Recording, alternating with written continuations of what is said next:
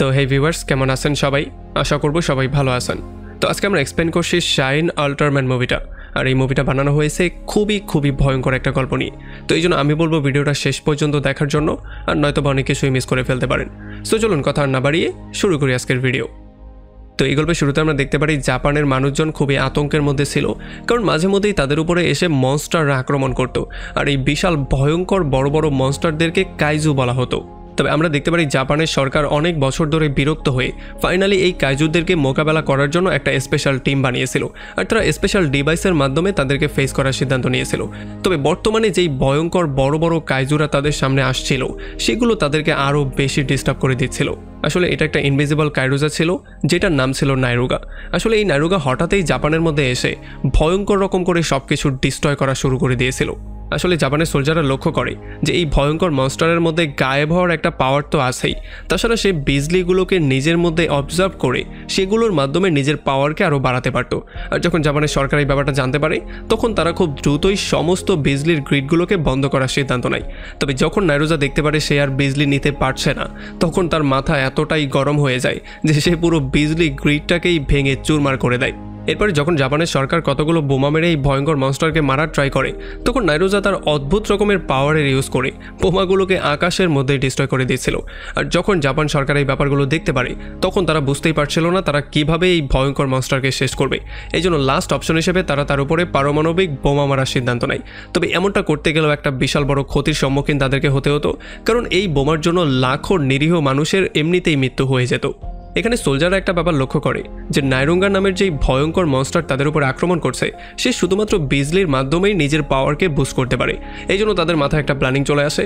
তারা চিন্তা করে যে আমরা ততদিন পর্যন্ত বিজলি বন্ধ করে দেব যতদিন পর্যন্ত নাইরুঙ্গা নিজেই বিরক্ত হয়ে এখান থেকে চলে না যায়। তবে আসলে যখন জাপানের প্রধানমন্ত্রীকে এই ব্যাপারটা জানানো হয়, তখন সে এটার জন্য পারমিশন দেয় না। এই জন্য এখানে যত সোলজাররা ছিল, যত সায়েন্টিস্টরা ছিল, তাদের সবার মন ভেঙে চুরমার হয়ে যায়। এখন তারাও বুঝতে পারছিল না তারা কিভাবে কি করবে। আর তখনই আমরা দেখতে পারি আকাশ থেকে একটা উল্কাপিণ্ড সোজা এসে পৃথিবীর মধ্যে পড়ে, আর এই উল্কাপিণ্ডের জন্য এখানে বিশাল বড় একটা ধ্বংসযজ্ঞ হয়ে যায়। আর তখনই আমরা দেখতে পারি নারুঙ্গা নামের সেই ভয়ঙ্কর মনস্টার সেদিকে যাওয়া শুরু করে, আর সামনে সে যাই পাচ্ছিল সেগুলোকেই ভেঙে চুরমার করে দিচ্ছিল। আর তখনই আমরা কামিনাগা নামের একটা ছেলেকে দেখতে পারি, যে কিনা নারুঙ্গার আক্রমণ থেকে একটা ছোট বাচ্চাকে সেভ করার ট্রাই করছিল। আর তখন এদিকে এজেন্টরা দেখতে পারে যে উল্কাপিণ্ডটা পৃথিবীর মধ্যে পড়েছিল, সেটার মধ্য থেকে একটা রোবট বেরিয়ে এসেছে, যেটা কিনা দেখতে পুরো মানুষের মতো ছিল। আসলে এটার নাম দেওয়া হয় হিউম্যান বড। আর যখন সেই মনস্টারটা হিউম্যান বডটাকে দেখতে পারে, তখন তার মনে হয় যে হয়তোবা সে তার কোনো ক্ষতি করতে পারে। এই জন্য সে 5000 ভোল্টের ভয়ঙ্কর কারেন্টের মাধ্যমে তার উপরে আক্রমণ করে। তবে এত ভয়ঙ্কর একটা আক্রমণের পরেও হিউম্যান বডের তেমন কোনো ক্ষতিই হয় না। সে সোজা সামনের দিকে আস্তে আস্তে করে আগানো শুরু করে। আর যখন নারুঙ্গা দেখতে পারে সে তার কোনো ক্ষতি করতে পারছে না, তখন সে এখান থেকে গায়েব হয়ে পালিয়ে যাওয়ার ট্রাই করে। তবে তখন আমরা দেখতে পারি হিউম্যান বড তার হাত দিয়ে একটা ইশারা করে, যেই জন্য তার হাতের মধ্য থেকে ভয়ঙ্কর প্লাজমার আলো বের হওয়া শুরু হয়। আর এই ভয়ঙ্কর আলোটা গিয়ে যখন নারুঙ্গার গায়ে লাগে, তখন নারুঙ্গা সেখানে ডিস্ট্রয় হয়ে ব্লাস্ট হয়ে মারা যায়। আর আমরা দেখতে পারি এখানে সমস্ত জায়গাগুলো আগুনে পুড়ে গিয়েছিল। এখন এখানে যখন সোলজাররা দেখতে পারে এই হিউম্যান রোবটটা তাদেরকে সেভ করেছিল নারুঙ্গার কাছ থেকে, এই জন্য তারা তার সঙ্গে কথাবার্তা বলার ট্রাই করেছিল। তবে একটু পরেই আমরা দেখতে পারি এই হিউম্যান বটটা আকাশের মধ্যে লাফ দিয়ে উড়ে যায়, আর হঠাৎই কোথায় যেন সে গায়েব হয়ে যায়, আর তার কোনো খোঁজখবরও তারা পায় না। তবে যাই হোক, এই ঘটনার কিছুদিন পরে আমরা দেখতে পারি স্পেশাল টিমের মধ্যে একটা মেয়েকে ইনভাইট করা হয়। আসলে এই মেয়েটা স্পেশাল এই ফোর্সের মধ্যে জয়েন করেছে, আর এই মেয়েটার নামই হচ্ছে গিয়ে আসামি। সে গিয়ে প্রথমেই তার বস তামুরাই এবং তার বাকি কলিগদের সঙ্গে মিট করে। আর একটু পরে আমরা দেখতে পারি তার বস তামুরাই গিয়ে তাদের যে মেইন হেড ছিল তার কাছে এই রিপোর্টটাকে পেশ করে। আসলে সে বলে যে একটা রোবটের মতো জিনিস এসে আমাদেরকে সেভ করেছিল, যার সঙ্গে আমরা কন্ট্যাক্ট করতে পারিনি। তবে তাদের বস এবং টিম মিলে তার নাম দেয় আল্ট্রাম্যান। তবে তখনই তারা জানতে পারে আরও একটা মনস্টার হঠাৎই তাদের এখানে চলে এসেছে, আর সে পুরো এলাকার মধ্যে আক্রমণ করে সব কিছু ডিস্ট্রয় করে দিচ্ছে। আসলে এই ভয়ঙ্কর মনস্টারটা মাটির নিচ দিয়ে উপরের দিকে আসছিল, এই জন্য মাটির নিচ থেকে সমস্ত কিছু ফাঁকা হয়ে যাচ্ছিল, আর মাটিগুলো পুরো 2 ভাগ হয়ে যাচ্ছিল। এই সমস্ত ব্যাপারগুলোর জন্য তারা দ্রুত এই মনস্টারকে ফেস করার জন্য রেডি হয়ে যায়। এখানে সায়েন্টিস্টরা জানতে পারে যে এই ভয়ঙ্কর কাইজু শরীর থেকে ভয়ঙ্কর রকমের রেডিয়েশন বেরোচ্ছিল, আর যদি এই কাইজু মাটির উপরে এসে মানুষজনের উপরে আক্রমণ করে, তাহলে এই রেডিয়েশনের জন্য মানুষের অনেক বেশি ক্ষতি হতে পারে। আর এই জন্য তারা তার নাম দেয় গাবোরা। এই জন্য সায়েন্টিস্টরা ফাইনালি সিদ্ধান্ত নেয় তারা যেই কোনো ওয়েতে এই কাইজুকে মাটির নিচেই মেরে ফেলবে, যাতে করে এটা উপরে এসে মানুষের কোনো ক্ষতি করতে না পারে। এই জন্য খুব শীঘ্রই 3টা ফাইটার প্লেন পাঠানো হয় তার উপরে বোমা ফেলার জন্য। আর এই প্লেনগুলো গিয়ে অনেকগুলো বোমাও তার উপরে মারে। তবে এতে করে কাইজুর কিছুই হয় না, বরং তার রাগ আরও বেশি বেড়ে যায়। খুব শীঘ্রই কাইজু মাটির উপরে চলে আসে আর ভয়ঙ্কর রাগ নিয়ে সামনের দিকে আগানো শুরু করে। আর যখন তার আসল রূপটা সবাই দেখতে পারে তখন তারা সবাই পুরোপুরি শক্ট হয়ে যায়। আসলে তারা সবাই দেখতে পারে এই ভয়ঙ্কর মনস্টারটার মুখের জায়গায় একটা ভয়ঙ্কর ড্রিল মেশিনের মতো ছিল, যেইটার মাধ্যমে সে মাটি খুঁড়ে সামনের দিকে যাচ্ছিল। আর এটা দেখার পরে ফাইনালি সায়েন্টিস্টরা সিদ্ধান্ত নিয়ে ফেলে তারা সবাই মিলে ডাবুরা সম্পর্কে আরও বেশি তথ্য কালেক্ট করার জন্য স্পটে গিয়ে রিসার্চ করবে। এই জন্য তারা সবাই বেরিয়ে পড়ে। তবে যখন তারা রাস্তায় ছিল তখন তাদের টিম মেম্বার কামিনাগা তাদের থেকে আলাদা হয়ে যায়, সে অন্য একটা রোডে চলে যায়। আসলে সে জঙ্গলের মধ্যে উল্টো দিকে দৌড়াচ্ছিল আর তার পকেটে কোনো একটা ডিভাইসের মতো ছিল। আর যখনই সেই ডিভাইসটা বের করে এটার বাটনে প্রেস করে তখনই আমরা দেখতে পারি জঙ্গল ফুটো হয়ে আল্ট্রাম্যান বেরিয়ে চলে আসে। আর আল্ট্রাম্যানকে দেখার পরে এখানে সমস্ত সায়েন্টিস্টরা পুরোপুরি শক্ট হয়ে যায়, তারা বুঝতে পারছিল না এটা কোথা থেকে চলে আসলো। আর এরপরে যখনই আল্ট্রাম্যান গাবুরার দিকে যাওয়া শুরু করে তখন এখানে সায়েন্টিস্টরা এই ব্যাপারটা নিয়ে কথাবার্তা বলা শুরু করে যে আল্ট্রাম্যানের যেই প্লাজমা সুপার ভিমটা আছে, যদি সে গাবুরার সামনে এইটাকে ইউজ করে তাহলে এই জিনিসটা একটা ভয়ঙ্কর পরিণতি জাপানের জন্য নিয়ে আসতে পারে, কারণ তাতে করে এত বেশি রেডিয়েশনের সৃষ্টি হবে যে জন্য জাপানের অনেক মানুষের মৃত্যু হয়ে যাবে। আর এদিকে যখন আল্ট্রাম্যান গাবুরার কাছে এসে পৌঁছায় তখন গাবুরা তার উপরে বারবার করে আক্রমণ করার ট্রাই করে, কিন্তু আল্ট্রাম্যান বারবার করে ঘুরে ঘুরে শেষ পর্যন্ত তাকে এত জোরে একটা লাথি মারে যে গাবুরা অনেক দূরে গিয়ে উড়ে পড়ে। এই জন্য গাবুরার মাথা আরও বেশি গরম হয়ে যায়। এই জন্য সে পাগলের মতো তার ড্রিল মেশিনটা বের করে ড্রিল করতে করতে এসে আল্ট্রাম্যানকে ফুটো করে দেওয়ার ট্রাই করে। তবে আসলে আল্ট্রাম্যান তার ড্রিল মেশিন ধরে উল্টো তাকেই পেটানো শুরু করে, কারণ এই ড্রিল মেশিনে আল্ট্রাম্যানের কোনো ক্ষতিই হচ্ছিল না। আর এরপরে আল্ট্রাম্যান তার ড্রিল মেশিন ধরে তাকে এত জোরে ধাক্কা মারে যে গাবুরা অনেকটা দূরে গিয়ে ছিটকে পড়ে। আর খুব শীঘ্রই ডাবুরা বুঝতে পারে যে এই আক্রমণে সে আল্ট্রাম্যানের তেমন কোনো ক্ষতি করতে পারবে না। এই জন্য সে তার ভয়ঙ্কর একটা রূপ বের করে নিয়ে আসে। সে ভয়ঙ্করভাবে তার মুখটা ওপেন করে রেডিয়েশন মারা শুরু করে। আর আমরা দেখতে পারি আল্ট্রাম্যান তার চারপাশে একটা সুরক্ষা কবচ বানিয়ে ফেলে, যেটার মাধ্যমে সে নিজেকে প্রোটেকশন দেওয়া শুরু করে। তবে একটু পরে সে তার সুরক্ষা কবচটাও সরিয়ে ফেলে আর সমস্ত রেডিয়েশন তার নিজের শরীরের মধ্যে নেওয়া শুরু করে। এত ভয়ঙ্কর রেডিয়েশন নেয়ার জন্য তার লাল স্যুটটা আস্তে আস্তে করে সাদা হয়ে যাচ্ছিল, তবে তবুও তার কোনো ক্ষতিই হচ্ছিল না। সে আস্তে আস্তে করে সামনের দিকে আগাচ্ছিল আর এই সমস্ত রেডিয়েশনগুলো নিজের মধ্যে আস্তে আস্তে করে অবজার্ভ করছিল। এরপর এমন করে আস্তে আস্তে যখন সে গাবুরার কাছে চলে যায় তখন গাবুরার পাওয়ারও অনেকটা কমে যায়। আর এরপর সে গাবুরাকে এত জোরে একটা পাঞ্চ করে যে জন্য গাবুরা সেখানে বেহুশি হয়ে যায়। আর এরপর সে গাবুরাকে কাঁধে করে নিয়ে সোজা আকাশে ওড়া শুরু করে আর একটা সময় গিয়ে মহাকাশের মধ্যে সে গায়েব হয়ে যায়। আর আমরা দেখতে পারি আল্ট্রাম্যানের এত ভয়ঙ্কর পাওয়ার দেখার পরে সায়েন্টিস্টরা পুরোপুরি শক্ট হয়ে গিয়েছিল। তবে আসামি এই ব্যাপারটা চিন্তা করছিল যে আল্ট্রাম্যান এই ব্যাপারটা কী করে জানতো যে গাবুরার উপরে প্লাজমা দিয়ে অ্যাটাক করা যাবে না, তাহলে ভয়ঙ্কর একটা ক্ষতি হতে পারে। আর এর কয়েকদিন পরেই আমরা দেখতে পারি আল্ট্রাম্যান এখন পুরো দুনিয়ার হিরো হয়ে গিয়েছিল। বিশেষ করে জাপানের সে ছিল সুপার হিরো, কারণ সে সমস্ত কাইজুদেরকে মেরে মেরে জাপানের মানুষজনকে তাদের হাত থেকে সেভ করছিল। তবে এরপর একদিন রাতের বেলায় সায়েন্টিস্টরা যেই জায়গায় রিসার্চ করছিল সেই জায়গার সমস্ত কারেন্ট চলে যায় আর তাদের ডিভাইসগুলোও বন্ধ হয়ে যায়। আর একটু পরে তারা চেক করে বুঝতে পারে তাদের ডিভাইসের সমস্ত ডাটাগুলোকেও কেউ মুছে দিয়েছে। আর তখনই এখানে ভয়ঙ্কর আরও একটা জন্তু চলে আসে যার নাম ছিল জারা। আসলে সে বলে যে সে হচ্ছে গিয়ে এলিয়েন, আর তাকে তারা চাইলে এলিয়েন নাম্বার 2ও বলতে পারে। তাছাড়া সে এখানে এসেছে শুধুমাত্র কথা বলার জন্য, সে এখানে কোনো ঝামেলা করতে আসেনি। আসলে যারা শরীর থেকে একটা অ্যান্টি ইলেকট্রিক পাওয়ার বের হতো, যেই জন্য যখন সে এখানে এসেছে তখন এই পাওয়ারটার জন্য সমস্ত কম্পিউটার সমস্ত কারেন্ট চলে গিয়েছিল। আর এরপর সে তার ব্রেনের পাওয়ারের ইউজ করে সমস্ত কম্পিউটারগুলোকে আবারও অন করে দেয়। আর এরপর সে বলে যে সে আসলে গভর্নমেন্টের সঙ্গে মিট করতে চায়, যাতে করে তার সঙ্গে কথা বলে এলিয়েন আর মানুষদের মধ্যে যেই সম্পর্ক সেটাকে আরও একটু বিল্ড আপ করতে পারে আর তাদের নিয়ে ভবিষ্যতের প্ল্যানিং করতে পারে। আর এই জন্য একটু পরে সিকিউরিটি হেড এসে যারা সঙ্গে মিট করে আর তার সঙ্গে কথাবার্তা বলে সমস্ত ব্যাপারগুলো জানার ট্রাই করে। তবে এরপরে এখান থেকে বের হওয়ার পরে সেই ব্যাপারটা বুঝতে পারে যে যারা তাদের জন্য ভয়ঙ্কর যেই কোনো সময় হতে পারে। আসলে সে যেই কোনো সরকারের যেই কোনো কম্পিউটার থেকে সমস্ত ডাটা চুরি করতে পারে, তাও খুব সহজ ওয়েতে, কারণ তার শরীরের মধ্যে এই পাওয়ারটা আছে। তার মানে তাদের সরকারের যেই সিক্রেট ডাটাগুলো আছে সেগুলো যেই কোনো সময় চাইলে সে চুরি করে ফেলতে পারবে, বা যেই কোনো সরকারের ডাটা চুরি করে সে চাইলে বিপক্ষের কাছে বিক্রিও করতে পারবে। এই জন্য সিকিউরিটি হেড তাকে মানুষের জন্য থ্রেট মনে করছিল। আর তখন এদিকে আমরা দেখতে পারি একটা গাড়ির মধ্যে যখন কামিনাগা তার একটা ফ্রেন্ডের সঙ্গে বসেছিল তখন সেও এই ব্যাপারটা নিয়ে ডিসকাশন করছিল। সে বলে যে যারা আসলে মানুষদেরকে বেকুব বানানোর ট্রাই করছে, সে এমন একটা ভাব ধরছে যেন সে মানুষের বন্ধু, তবে আসলে সে মানুষদেরকে ধ্বংস করার জন্য এখানে এসেছে। আর যখন তার ফ্রেন্ড সেখান থেকে বেরিয়ে চলে যায় আর কামিনাগা গাড়ির মধ্যে একা ছিল, তখনই তার পাশে যারা চলে আসে আর সে তার এই ভয়ঙ্কর প্ল্যানটা তার সঙ্গে শেয়ার করে। সে বলে যে আসলে মানুষদের ধ্বংস পৃথিবীর জন্য খুবই জরুরি হয়ে গেছে, কারণ তারা অন্য সমস্ত প্রজাতির জন্য খুবই বিপজ্জনক হয়ে গিয়েছে। আর যদি তারা বেঁচে থাকে তাহলে তারা আরও ধ্বংসযজ্ঞ চালাবে। তারা সবসময় নিজেদের মধ্যে ফাইট করেই ব্যস্ত হয়ে থাকে। তাছাড়া তারা দিন দিন জনসংখ্যা বাড়িয়েই যাচ্ছে। তবে তখন কামিনাগা তাকে গান পয়েন্টে নিয়ে বলে যে আমি তোমাকে কোনোভাবেই এমন কোনো কাজ করতে দিব না। তবে আমরা দেখতে পারি যারা তাকে এটা ক্লিয়ার করে জানিয়ে দেয় যে আল্ট্রাম্যানও আমার কোনো ক্ষতি করতে পারবে না। আসলে তখন আমরা জানতে পারি যে কামিনাগাই হচ্ছে গিয়ে আসল আল্ট্রাম্যান, যে কিনা আল্ট্রাম্যান হয়ে মানুষজনকে সেভ করছিল। আর এই ব্যাপারটা যারা খুব ভালো করেই জানতো। এরপর সে কামিনাগাকে তার পাওয়ারের মাধ্যমে বেহুশ করে ফেলে আর সেখান থেকে তাকে নিয়ে সে অন্য একটা জায়গায় গায়েব হয়ে যায়। আর এই ঘটনার পুরো 3টা দিন পার হয়ে গেলেও কোনোভাবেই কামিনাগার কলিগরা তার কোনো খবরই খুঁজে বের করতে পারছিল না। আর তখন আমরা দেখতে পারি কামিনাগার কলিগরা তার কিছু ফটো আর ভিডিও বের করার ট্রাই করে যাতে করে তারা তাকে কোনো রকমে খুঁজে বের করতে পারে।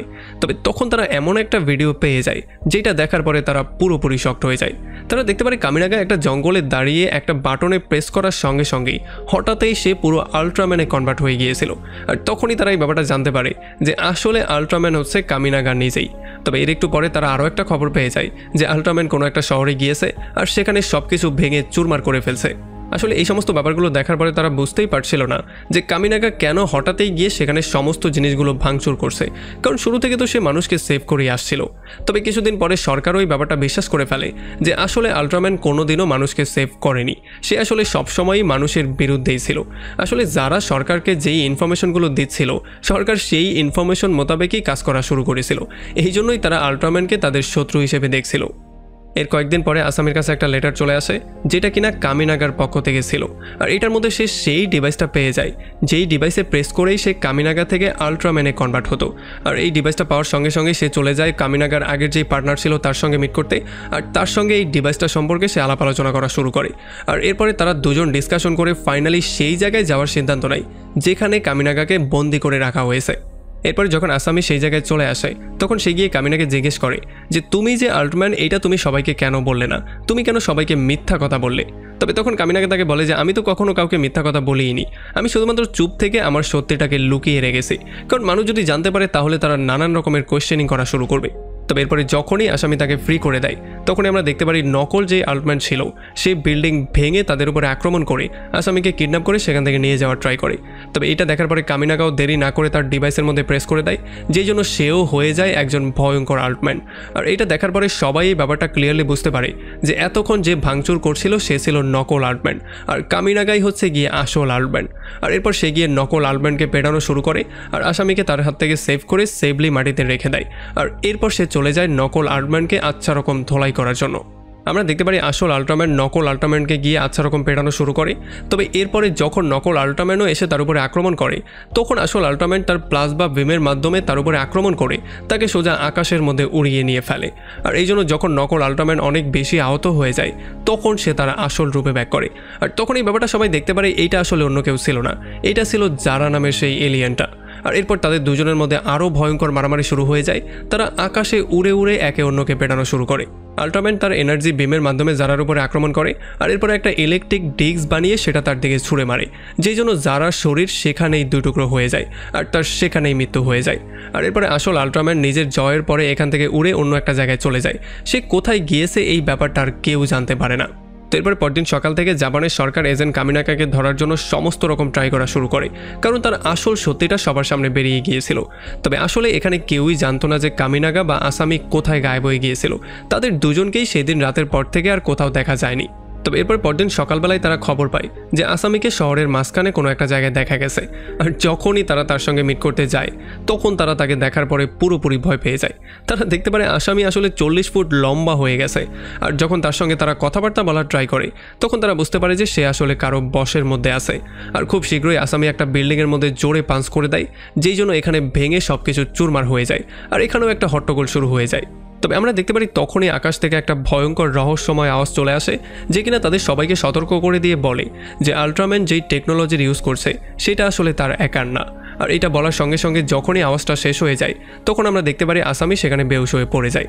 আর এই জন্য পুলিশরা পুরো এলাকাটাকে সিল করে দেয় আর সরকারের পরবর্তী ওয়ার্ডারের জন্য ওয়েট করা শুরু করে। আর এদিকে আসামির কলিগরা আসামিকে ঠিক করার জন্য নানান রকম করে ট্রাই করা শুরু করে। তারা রিসার্চ করে সমস্ত ব্যাপারটা বের করার ট্রাই করে। তারা এইটা বের করার ট্রাই করছিল যে আসামি হঠাৎ করেই এত বড় কি করে হয়ে গেল, মানে সে 40 ফুট লম্বা কি করে হয়ে গেল। তাছাড়া যেই ভয়ঙ্কর আওয়াজটা তাদের কানে এসেছিল সেই আওয়াজটাই বা কার ছিল। তবে অনেক ট্রাই করার পরেও যখন তারা কিছু বুঝতে পারছিল না তখন একটা অপরিচিত লোক হঠাৎই রুমের মধ্যে চলে আসে। আর সে এসে তাদের সবাইকে বলে তার নাম হচ্ছে মিফেলিস। এখানে সে বলে যে সে হচ্ছে এলিয়েন নাম্বার 0। তাছাড়া সে আল্ট্রাম্যানকে শেষ করার জন্য এখানে এসেছে। আর সে বলে যে সে মানুষের সঙ্গে একটা ভালো সম্পর্ক স্থাপন করার জন্যই পৃথিবীতে এসেছে, আর এটা নিয়ে সে কাজও করতে চায়। আর এরপরে সে তাদের সবাইকে নিয়ে সেই জায়গায় চলে আসে যেই জায়গায় আসামি এত ভয়ঙ্কর রূপ নিয়ে বেহুশ হয়ে পড়েছিল। আর এরপরে ম্যাফেলিস তাদের সবাইকে বলে যে যেই অদৃশ্য ভয়েসটা তোমরা শুনতে পেয়েছিলে সেটা আমারই ভয়েস ছিল।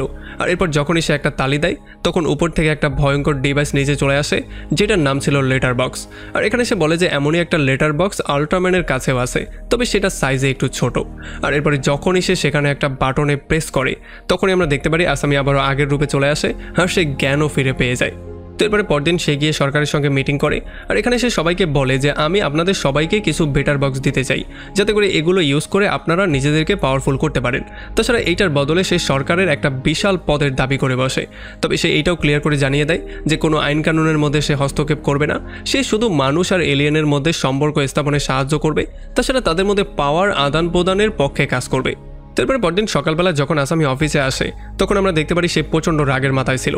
আসলে যখন সে তার বড় রূপে ছিল তখন মানুষজন তার উল্টাপাল্টা ভিডিও করে সেগুলো ইন্টারনেটে ছড়িয়ে দিয়েছিল।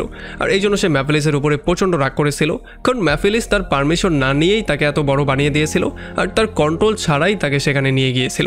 তবে তখনই তার কম্পিউটারের সামনে একটা মেসেজ চলে আসে যেখানে এই সমস্ত কর্মকাণ্ডের জন্য ম্যাফেলিস তার কাছে মাপ চায়। আর এরপর সে তার পাওয়ারের ইউজ করে ইন্টারনেট থেকে সেই সমস্ত পিকচারগুলো এক এক করে গায়েব করে দেয়।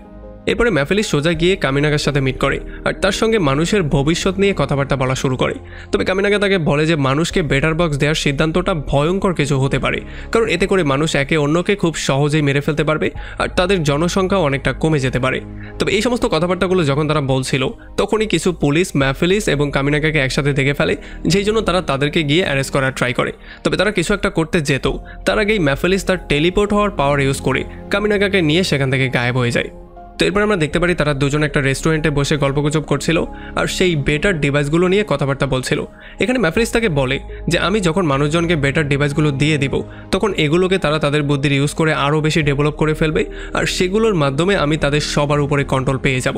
আর এই সমস্ত ব্যাপারগুলো শোনার পরেই কামিনাগা দ্রুত আসামিকে ফোন দেয় আর তাকে একটা সেফ প্লেসে মিট করার জন্য বলে। আর খুব শীঘ্রই আমরা দেখতে পারি তাদের পুরো টিমটাই চলে আসে একটা রেল স্টেশনের প্ল্যাটফর্মে। আর এখানে কামিনাগা প্রথমে তাদের সবার কাছে মাপ চায়, কারণ সে তাদের থেকে হঠাৎই গায়েব হয়ে গিয়েছিল। আর এরপর যাতে করে ম্যাফেলিস তার প্ল্যানটাকে এক্সিকিউট করতে না পারে সেই ব্যাপারে প্ল্যানিং করা শুরু করে। তবে এখানে কামিনাগা তাদের সবাইকে বলে যে বেটার বক্সগুলো পৃথিবীতে এক্সিস্ট করছে না, এগুলো আছে অন্য একটা দুনিয়ার কোনো একটা জায়গায়, তবে সেটা কোথায় আছে সেটা কেউ জানে না। তবে তখন তাদের টিম মেম্বাররা বলে যে যারা অলরেডি বেটার বক্সটা ইউজ করেছে তার মাধ্যমে আমরা চাইলে সেখানে যেতে পারি, সেই লোকেশনটা আমরা চাইলে বের করতে পারি। আর এখানে শুধুমাত্র একজনই ছিল যে বেটার বক্সটা ইউজ করেছে, সেটা হচ্ছে গিয়ে আসামি। আর এই জন্য কামিনাগা গিয়ে আসামির কাছে তাকে শোনা শুরু করে আর সেই লোকেশনটার খবর বের করে ফেলে যেই লোকেশনে সেই বেটার বক্সগুলো আছে। আর এরপর সে সেই ডিভাইসগুলোকে আনার জন্য সেখানে গায়েব হয়ে যায়। তো এরপরে পরদিন আমরা দেখতে পারি ম্যাফেলিস জাপান সরকারের সাথে একটা ডিল কমপ্লিট করে ফেলে। আর তার ডিল যখনই কমপ্লিট হয়ে যায় তখন সে তাদেরকে বেটার বক্স দেওয়ার জন্য একটা বেটার বক্স নিয়ে আসে। তবে তখনই আল্ট্রাম্যান এখানে চলে আসে আর সে বেটার বক্সটাকে সেখান থেকে নিয়ে প্লেনে থাকা তার একটা সঙ্গীকে দিয়ে দেয়।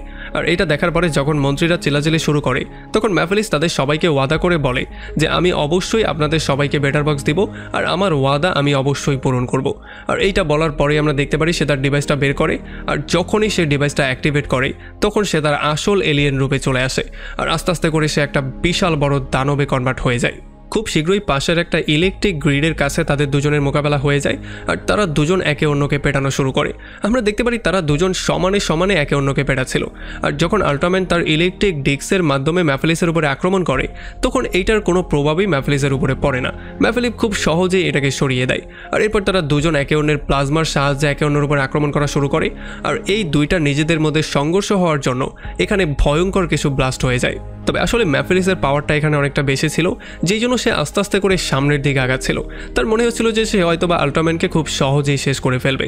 তবে যখনই সে আল্ট্রাম্যানের খুবই কাছে চলে আসে তখন সে দূরে দাঁড়ানো আরও একটা এলিয়েনকে দেখতে পারে, যেটা দেখার পরে সে একটু বেশি ভয় পেয়ে যায়। আর সে তার সেই বেটার বক্স ডিভাইসটাকে নিয়ে হঠাৎ করেই সেখান থেকে গায়েব হয়ে যায়, মানে সে পৃথিবী থেকেই বেরিয়ে চলে যায়। আর এরপরে আমরা দেখতে পারি কারুঙ্গা চলে আসে সেই জঙ্গলের মধ্যে যেই জঙ্গলের নারুঙ্গা আক্রমণ করেছিল। আসলে আমরা জানতে পারি সেই দিন সেই ছোট বাচ্চাকে বাঁচাতে গিয়ে কামিঙ্গোর সেখানেই মৃত্যু হয়ে গিয়েছিল। আর এরপর থেকেই আল্ট্রাম্যান কামিঙ্গোর শরীরের মধ্যে ঢুকে মানুষের মধ্যে বসবাস করা শুরু করেছিল। তবে তার আসল নাম ছিল লিপায়া। আর আমরা এখানে কামুঙ্গার ডেড বডিটাও দেখতে পারি, যেটার সামনেই এখন লিপায়া বসেছিল। আর তখন জঙ্গলের মাঝখানে আমরা একটা রহস্যময় এলিয়েনকেও দেখতে পারি, যার নাম ছিল জাফি। আসলে এটা ছিল সেই এলিয়েন যাকে দেখার সঙ্গে সঙ্গেই ম্যাফেলিস পৃথিবী থেকে পালিয়ে গিয়েছিল। আসলে সে এখানে এসেছিল এই জন্য, কারণ লিপায়া একটা মানুষের বডিতে ঢুকে মানুষ হয়ে পৃথিবীতে বাস করা শুরু করেছিল। আসলে এমনটা করে সে এলিয়েনদের বানানো যেই নিয়ম ছিল সেই নিয়মটাকে ব্রেক করেছিল। আর এখন বেটার বক্স সম্পর্কেও মানুষরা জেনে গিয়েছে। এই জন্য মানুষরা এখন বুঝে গিয়েছে তাদের টেকনোলজি কতটা পেছনে পড়ে আছে। এখন হয়তো তারা নিজেদেরকে আরও উন্নত করে তাদের থেকেও বেটার টেকনোলজি বানিয়ে ফেলবে। কিন্তু জাফি এটা সিদ্ধান্ত নিয়ে ফেলেছিল যে টেকনোলজি উন্নত করার আগেই সে পুরো পৃথিবীকেই ডিস্ট্রয় করে দেবে। আর একটু পরে আমরা দেখতে পারি জাফি পৃথিবীকে ধ্বংস করার জন্য জেটন নামের সবচেয়ে ভয়ঙ্কর যে ডিভাইসটা সেটাকে ছেড়ে দেয়। আসলে জেটন ছিল একটা বোমার মতো ডিভাইস, যেটা আস্তে আস্তে করে একটার সঙ্গে আরেকটা কানেক্ট হয়ে পুরো পৃথিবীকে কাভার করে ফেলবে আর পুরো পৃথিবীকে ঢেকে সেখানে শেষ করে দিবে। তবে যখন সে জেটন ছেড়ে দেয় তখন পৃথিবী থেকে মানুষ সমস্ত ব্যাপারগুলোকেই দূর থেকে দেখছিল। তবে গভর্নমেন্ট এই ব্যাপারটা তাদের কাছে একেবারেই শেয়ার করে না যে আসলে এই জেটনগুলো কী। আর এদিকে কামিনাগাও জাফিকে এটা বলে চলে আসে যে মানুষের সেভের জন্য আমি যেই কোনো কিছু করব, আমি দরকার হলে আমার জীবন দিয়ে দিব। আর এটা বলেই সে সোজা চলে আসে তার অফিসের কলিগদের সঙ্গে মিট করতে। আর তাদের সবাইকে এটা বুঝিয়ে বলে যে এখানে জেটন নামের যেই ডিভাইসটাকে ছাড়া হয়েছে সেটা এতটাই ভয়ঙ্কর একটা ডিভাইস যে শুধুমাত্র এটা পৃথিবী না, এটার মাধ্যমে পুরো গ্যালাক্সিকেও চাইলে ধ্বংস করা যাবে। আর এটা শোনার পরে তারা সবাই একটু বেশি ভয় পেয়ে যায়। তবে তারা তাকে সাহস দিয়ে বলে যে এইটা শুধুমাত্র আল্ট্রাম্যান, মানে তুমিই ডিস্ট্রয় করতে পারবে। আর আমরা দেখতে পারি আসামি আর তার বাকি যেই কলিগরা ছিল তারা সবাই তাকে উৎসাহ দেওয়া শুরু করে যাতে করে সে তার জীবনের শ্রেষ্ঠ মিশনটাতে বেরিয়ে পড়ে। তো এরপরে কামিনাগা তার ডিভাইসের সাহায্যে আল্ট্রাম্যানে কনভার্ট হয়ে যায় আর সে চলে যায় মহাকাশে জেটনের কাছে।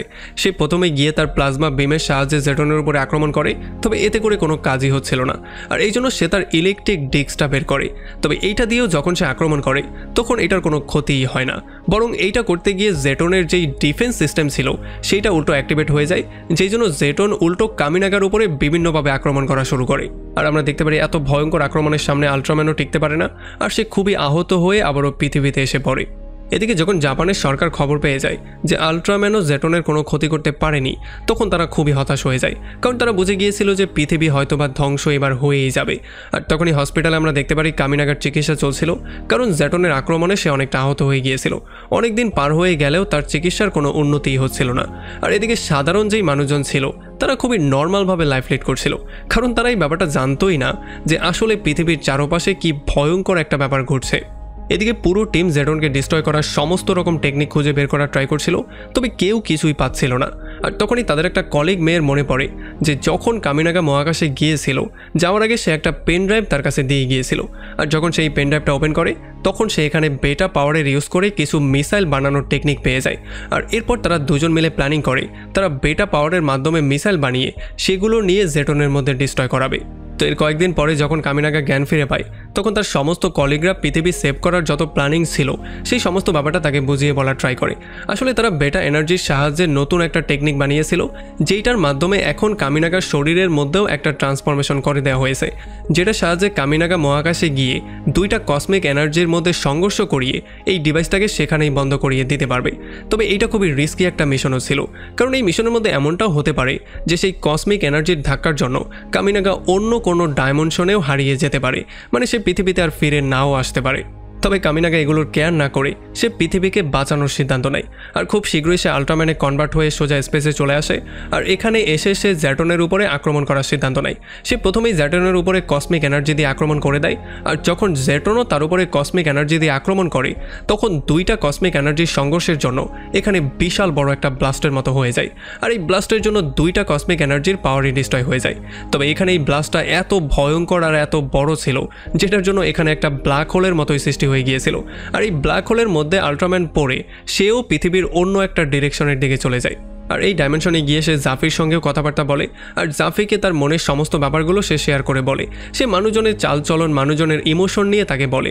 আর এগুলোতে জাফি অনেকটা ইমপ্রেস হয়ে যায় আর সে ফাইনালি সিদ্ধান্ত নেয় সে আর পৃথিবীকে ডিস্ট্রয় করবে না। তবে একেবারে শেষে জাফায়া জাফির কাছে একটা রিকোয়েস্ট করে। সে বলে যে সে নিজেকে কোরবানি দিতে চায় যাতে করে পৃথিবীতে কামিনাগা আবারও নতুন একটা জীবন পেয়ে যায়। আর এটা শোনার পরে জাভি তার ডিভাইসটা বের করে আর একটা বাটনে প্রেস করে সে জাফায়া এবং কামিনাগার শরীর দুটা থেকে আলাদা করে দেয়।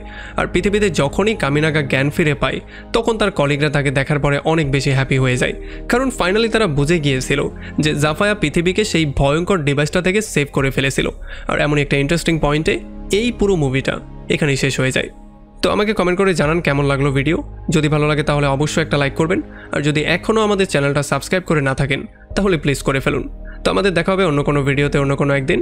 Till then, take care.